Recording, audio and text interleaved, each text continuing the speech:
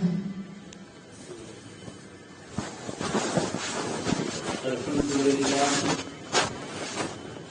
لله رب العالمين والعاقبة للمتقين والصلاة والسلام على سيد الأنبياء والمرسلين صلى الله تعالى عليه وعلى آله وأصحابه أجمعين. أما بعد فأعوذ بالله من الشيطان الرجيم. بسم الله الرحمن الرحيم. لقد من الله على المؤمنين إذ بعث فيهم رسولا من أنفسهم يتلو عليهم آياته ويزكيهم ويعلمهم الكتاب والحكمة وإن كانوا من قبل لفي ضلال مبين. صدق الله العظيم. محترم دوست بزرگوں اور محترم مائیں اور بہنیں، اس آیت کریمہ کی ماتحتی میں سیرت النبی صلی اللہ تعالی علیہ وسلم کے مختلف پہلوؤں کو عرض کیا گیا. خصوصاً نبی پاک علیہ الصلوۃ والسلام اور صحابہ رضی اللہ تعالی عنہم اجمعین نے تبلیغ دین کے خاطر اشاعت اسلام کی نسبت سے بے پناہ جو قربانیاں دی، اس سلسلے میں بات چیت ہو رہی ہے. اس وقت بات ہوگی نبوت کے 10ویں سال کی کہ نبی پاک علیہ الصلوۃ والسلام اور صحابہ رضی اللہ تعالی عنہم اجمعین جب شعب ابی طالب سے نکلے، یعنی کہ ابو طالب کی گھاٹی سے نکلے، 3 سال جس میں انہیں قید کر دیا گیا، بھوکے اور پیاسے پڑے رہے.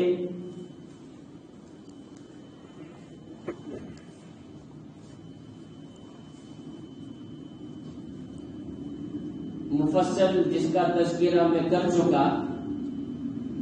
تو جب ابو طالب کی گھاٹی سے نکلے تو نبوت کا 10واں سال تھا. اب امید یہ تھی کہ قریش اور کفار مکہ مسلمانوں کی رعایت کریں گے، نرمی کا برتاؤ کریں گے، اچھا سلوک کریں گے، پر ایسا ہوا نہیں. بلکہ نبی پاک علیہ الصلوۃ والسلام اور صحابہ رضی اللہ تعالیٰ عنہم اجمعین کے مصائب میں اضافہ ہو. ظلم و ستم کے جو مظالم ڈھائے جا رہے تھے، اس میں زیادتی ہوئی. وجہ اس کی یہ ہوئی کہ ایک بہت بڑا حادثہ پیش آیا نبوت کے 10ویں سال کہ چچا ابو طالب کا انتقال ہو گیا. بھلے چچا ابو طالب مسلمان نہیں تھے، بچوں کے نبی پاک علیہ الصلوۃ والسلام کے ساتھ ہر وقت ہر موقع پر، اور چچا ابو طالب کی وجہ سے ہی نبی پاک علیہ الصلوۃ والسلام کا مکہ میں رہنا گوارا تھا. چچا ابو طالب بنو ہاشم کے ایک باروں سردار تھے جن سے لوگ ڈرتے تھے، ادب و احترام کرتے تھے، ان کا لحاظ رکھتے تھے. اس لیے نبی پاک علیہ الصلوۃ والسلام کا ساتھ ہر وقت ابو طالب دیتے تھے. سچے ہمدرد اور درد دل رکھنے والے نبی پاک علیہ الصلوۃ والسلام کے واسطے انتقال کر گئے، جس کی بنا پر بنو ہاشم کا رعب اور دبدبہ ختم ہو گیا اور کھلے مہار نبی پاک علیہ السلام اور صحابہ رضی اللہ تعالیٰ عنہم اجمعین کو قریش اور کفار مکہ تکلیفیں پہنچانے لگی. اسی سال حضرت ابوبکر صدیق رضی اللہ تعالیٰ عنہ قریش کے مظالم سے تنگ آ کر ہجرت کے ارادے سے مکہ چھوڑ کر نکل گئے. مکہ سے باہر تھوڑا چلے ہی تھے کہ رستے میں ملاقات ہوئی ابن الدغنہ نامی سردار سے. صدیق اکبر رضی اللہ تعالیٰ عنہ سے ابن الدغنہ سردار نے پوچھا کہ ابو بکر کہاں جا رہے ہیں؟ کہا کہ قریش کے مظالم سے تنگ آ گیا ہوں، مکہ چھوڑ کر کسی ایسی جگہ پر جا رہا ہوں جہاں پر اللہ کی عبادت اور اللہ کی اطاعت کرنا میرے لیے آسان ہو، اطمینان اور سکون کے ساتھ میں زندگی بسر کر سکوں. تو ابن الدغنہ سردار تعجب سے کہنے لگا ابو بکر آپ جیسا آدمی اور مکہ چھوڑ کر جائے؟ نہ آپ کو خود جانا چاہیے اور نہ مکہ والوں کو آپ کو نکالنا چاہیے. صدیق اکبر نے کہا میری قوم کے لوگ قریش خصوصاً مجھے نکالنے پر مجبور کر رہے ہیں. ابن الدغنہ سردار نے کہا کہ ابو بکر تیرے نیک صفات یاد آئیں گے. ابن الدغنہ سردار کافر تھا، باوجود اس کے حضرت صدیق اکبر رضی اللہ تعالیٰ عنہ کے نیک صفات بتانے لگا. انک تکسب المعدوم وتصل الرحیم وتقرئ الضعیف وتحمل الکل وتعین علی نوائب الحق. ابو بکر تیرے جیسے نیک صفات آدمی کا مکہ سے نکلنا یہ اچھا نہیں کہ تم ایسے ناتوا لوگوں کا بوجھ اٹھاتا ہے جو بوجھ اٹھا نہیں سکتے، ایسے لوگوں کے لیے تو کماتا ہے جو کما نہیں سکتے، مزدوروں کے واسطے تو مزدوروں کی تو خدمت کرتا ہے، تو مہمان نوازی کرتا ہے اور تو حق والوں کی حقداری کرتا ہے. صدیق میں میری پناہ میں تجھے لیتا ہوں، میرے ساتھ چل مکہ میں رہ. صدیق اکبر رضی اللہ تعالیٰ عنہ کو ابن الدغنہ سردار مکہ میں لے آئے. یہ وہ نیک صفات بیان کی ابن الدغنہ سردار نے جو نبی پاک علیہ الصلوۃ والسلام کے اندر موجود تھی، جس کو بیان کیا تھا اماں خدیجہ رضی اللہ تعالیٰ عنہ نے اول مرتبہ وحی کے نزول پر. بہرحال صدیق اکبر رضی اللہ تعالیٰ عنہ مکہ میں واپس آئے. ابن الدغنہ سردار نے قریشوں کو جمع کیا اور کہا کہ تمہیں شرم نہیں آتی؟ بڑی بے شرمی کی بات ہے کہ تم نیک صفات ایسے آدمی کو جس کا کسی قوم میں رہنا باعث فخر ہے، ایسے آدمی کو نکالتے ہو. میں اپنی پناہ میں لایا ہوں صدیق اکبر کو. پھر صدیق اکبر رضی اللہ تعالیٰ عنہ نے اپنے گھر کے آنگن میں چبوترا سا بنایا، خصوصاً اللہ کی عبادت کے واسطے. اسی میں نماز پڑھتے ہیں، اللہ کا ذکر کرتے ہیں اور قرآن پاک کی تلاوت کرتے ہیں. اور صدیق اکبر رضی اللہ تعالیٰ عنہ جو قرآن پاک کی تلاوت کرتے تھے کچھ زور سے کرتے تھے، جس کی بنا پر محلہ کی عورتوں اور بچوں پر اثر پڑتا تھا. تو قریش لوگوں کو اس بات کا ڈر لگا کہ اگر صدیق اکبر قرآن اسی طرح پڑھتے رہے اور محلہ کی عورتیں اور ہمارے بچے سنتے رہے تو ڈر اس بات کا لگتا ہے کہ کہیں یہ لوگ سننے کے بعد صدیق اکبر کی طرف متوجہ نہ ہو جائے. اسی لیے ابن الدغنہ کو شکایت کی کہ صدیق اکبر کو کہو کہ قرآن پڑھنے سے باز آ جائے، قرآن پڑھنا چھوڑ دے. اور ڈر ہمیں اس بات کا لگتا. ابن الدغنہ سردار نے قرآن پاک کی تلاوت سے صدیق اکبر کو روکا. تو حضرت ابو بکر صدیق رضی اللہ تعالیٰ عنہ نے ابن الدغنہ سے کہا کہ میں تیری پناہ سے نکلتا، مجھے تیری پناہ کی کوئی ضرورت نہیں، میں اللہ کی پناہ میں، اللہ کی پناہ میرے لیے کافی ہے، پر میں قرآن پاک کو پڑھنے سے روکنے والا نہیں ہوں، جو ہو سکے ہو جائے. صدیق اکبر رضی اللہ تعالیٰ عنہ کو قرآن پڑھنے سے روکا گیا، باوجود صدیق اکبر رضی اللہ تعالیٰ عنہ قرآن پڑھنے سے روکے نہیں. اسی طرح صحابہ رضی اللہ تعالیٰ عنہ مجمعین کو قرآن پڑھنے سے اور نمازوں کو پڑھنے سے روکا جاتا تھا، باوجود وہ رکتے نہیں تھے. موجودہ دور میں ہم مسلمانوں کو نہ نماز پڑھنے سے کوئی روکتا ہے، نہ قرآن پاک کی تلاوت سے کوئی روکتا ہے، پر ہم اپنے آپ رکے ہوئے. ہمارا یہ رویہ قرآن پاک کے ساتھ اچھا نہیں ہے. قرآن پاک کے ساتھ لگاؤ ہو. یہ ہدایت کے قرآن، یہ ہدایت کی کتاب ہمیں ملی ہے، یہ شفا کی کتاب ہمیں ملی. ہدایت کا سامان اس میں موجود، یہ رحمتوں کے نزول کا سبب ہے، یہ برکتوں کے نزول کا سبب ہے. اس کی تلاوت ہمارے لیے بےحد ضروری ہے. یہ فتنوں سے بچنے کا بےحد ذریعہ ہے، اور دور حاضر میں تو مضبوط قلعہ ہے فتنوں سے بچنے. ہم میں کا ہر آدمی گریبان میں جھانکے اور اپنے آپ سے پوچھے میں تلاوت کتنی کرتا ہوں. مائیں اور بہنیں اپنے آپ سے پوچھے کہ میں قرآن پاک کو کتنی مرتبہ کھولتی ہوں. خصوصاً شکایت یہ تلاوت پاک کلام کی نسبت سے نوجوانوں سے. الحمدللہ بعض نوجوان ہیں جنہیں قرآن پاک سے لگاؤ ہے، جو قرآن پاک کی تلاوت کرتے ہیں، یا تو مسجد میں یا تو گھر گھر پر کرتے ہیں. اور ہمارا بہت بڑا طبقہ نوجوانوں کا قرآن پاک کی تلاوت سے دور ہے. اتنا اس کا نقصان بھگتنا پڑے. چونکہ قرآن پاک کی تلاوت کا ایک مستقل حکم ہے، جس طرح نماز کا حکم ہے، روزے کا حکم ہے، قربانی کا حکم ہے، حج کا حکم ہے، اسی طرح قرآن پاک کی تلاوت کا حکم ہے.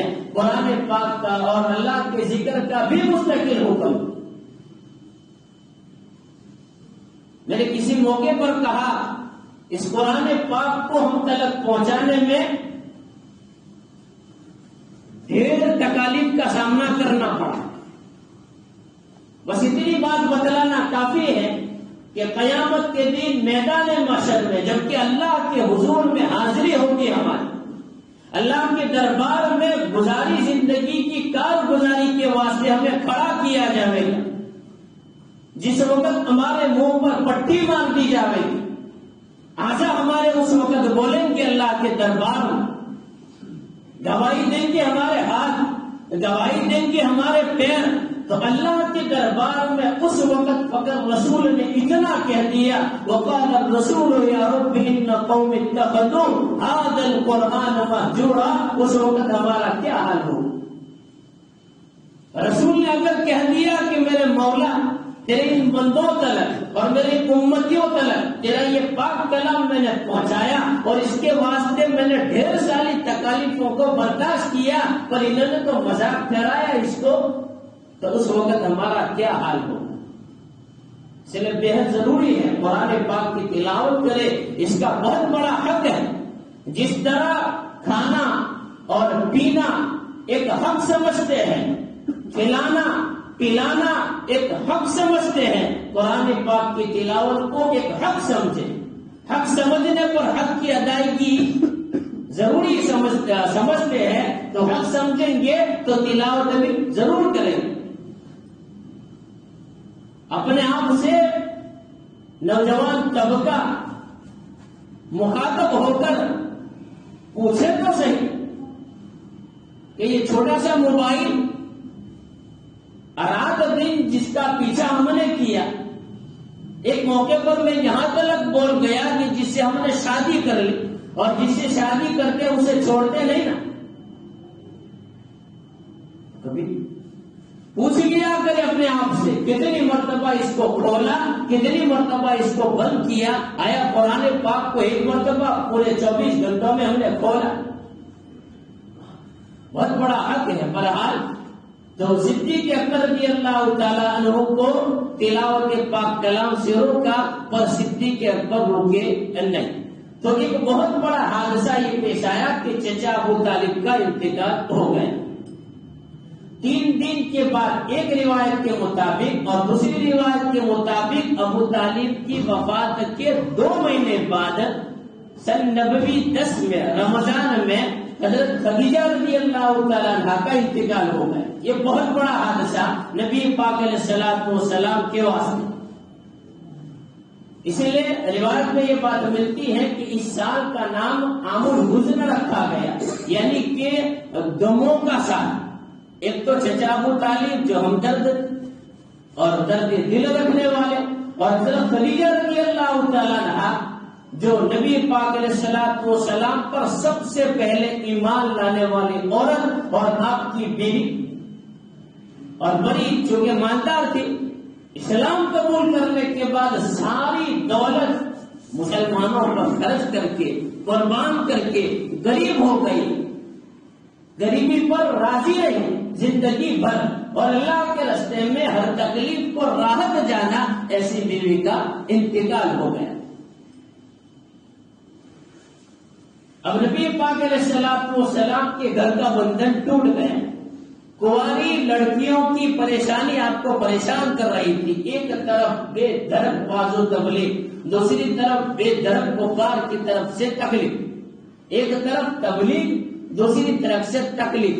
معلوم ہوا کہ تبلیغ اور تکلیف کا ایک جوڑ ہے کہ جو تبلیغ کرے گا اسے تکلیف پہنچے گی۔ تو نبی پاک علیہ الصلوۃ والسلام کے واسطے یہ بہت بڑا دوسرا حادثہ، ان دو حادثوں نے نبی پاک علیہ الصلوۃ والسلام کو توڑ کر رکھ دیا۔ اب نبی پاک علیہ الصلوۃ والسلام ٹوٹ چکے، بے باکانہ اور کھلے مہار کفار مکہ اور قریش آپ کو تکلیفیں پہنچانے لگے، چاہتے یہ تھے کہ آپ علیہ الصلوۃ والسلام کو دبا دیں۔ نبی پاک علیہ الصلوۃ والسلام کو دبانا چاہا، پر اللہ تبارک و تعالی شانہ نے اپنے محبوب کو اٹھایا، اور اٹھایا تو اتنا اٹھایا کہ عرش پر بلا لیا، یعنی کہ معراج نصیب فرما۔ نبی پاک علیہ الصلوۃ والسلام کو معراج نصیب فرمائی۔ اتفاق دیکھے اور مناسبت ہے کہ نبی پاک علیہ الصلوۃ والسلام کو معراج کا سفر جو نصیب ہوا اسی مہینے میں، رجب مہینے میں، سن نبوی 10 میں نبی پاک علیہ الصلوۃ والسلام نے ایک دعا مانگی، رجب مہینے کے چاند کو دیکھ کر، اللہم بارک لنا فی رجب و شعبان وبلغنا الی رمضان۔ لکھا ہے کہ اگر کسی نے رجب مہینے کے چاند کو دیکھ کر یہ دعا نہیں پڑھی ہے تو اس وقت پڑھ سکتا ہے، جب یاد آ جائے پڑھ لے، اللہم بارک لنا فی رجب و شعبان وبلغنا رمضان۔ کتنی بہترین دعا نبی پاک علیہ الصلوۃ والسلام نے دعا مانگی، اللہ تو ہمیں رجب مہینے میں اور شعبان مہینے میں برکت دے اور خیر و عافیت کے ساتھ، سلامتی کے ساتھ رمضان مہینے تلک پہنچائے۔ تو آپ کی عادت شریفہ یہ تھی، رجب کا چاند دیکھ کر یہ دعا مانگتے تھے۔ ہمارے لیے بھی لکھا کہ یہ دعا رجب کا چاند دیکھ کر مانگ لیا کرتے۔ اب نبی پاک علیہ الصلوۃ والسلام کی دعا کے جو الفاظ ہیں ذرا قابل غور ہے۔ نبی پاک علیہ الصلوۃ والسلام دعا مانگتے ہیں شعبان میں برکت کی، رجب میں برکت کی، اور رمضان تلک خیر و عافیت کے ساتھ پہنچنے کی۔ اسلامی سال کی یہ 3 مہینے منسلک ایک دوسرے سے بالترتیب، رجب، شعبان اور رمضان۔ لکھا کہ رجب کا مہینہ یہ انتظار رمضان کا مہینہ ہے، شعبان کا مہینہ یہ اہتمام رمضان کا مہینہ ہے، اور رمضان کا مہینہ خیر و عافیت، برکتوں اور رحمتوں کے نزول کا مہینہ ہے۔ اب نبی پاک علیہ الصلوۃ والسلام نے کتنی جامع دعا مانگی۔ اب نبی پاک علیہ الصلوۃ والسلام کی اس دعا کو شرف قبولیت نصیب ہو، کس طرح؟ تو کہا کہ رجب مہینے میں نبی پاک علیہ الصلوۃ والسلام کو اللہ تبارک و تعالی شانہ نے معراج نصیب فرمایا۔ یہ آپ کے معجزات میں کا ایک بہت بڑا معجزہ جو حضرت آدم سے لے کر آپ تلک، یعنی حضرت عیسیٰ تلک کسی نبی کو نصیب نہیں ہوا کہ اللہ تبارک و تعالی شانہ نے اپنے پاس بلایا، راز و نیاز کی باتیں کرنے کے واسطے اور اپنی امت کے لیے تحفہ دینے کے واسطے۔ بہرحال آپ کو دبانا چاہا قریش نے، کفار مکہ نے، پر اللہ نے اٹھایا، تو آپ کی دعا اس طرح قبول ہوئی۔ اور پھر شعبان مہینے میں ایک رات رکھ دی، شب برات جسے کہا جاتا ہے، 15ویں رات، امت کے واسطے مغفرت کا سامان کہ اللہ کے دربار میں آ جاوے اور گزاری زندگی کے واسطے مغفرت طلب کر لے۔ اور رمضان مہینے میں امت کے واسطے رشد و ہدایت کا خزانہ، ہدایت کا سامان قرآن پاک کا نزول فرما دیا۔ اس طرح سے آپ کی دعا کو شرف قبولیت نصیب ہوا۔ اب رہی بات سفر معراج کی، یہ مستقل عنوان ہے اور سن نبی بھی 10 کی بات ہے، اور جو عنوان ہمارا جاری ہے انشاءاللہ اس کو آئندہ جمعہ میں بیان کروں گا۔ اللہ تعالیٰ آئندہ کا موقع نصیب فرماوے۔ اس کے علاوہ ایک خاص بات یہ ہے، معاف کرنا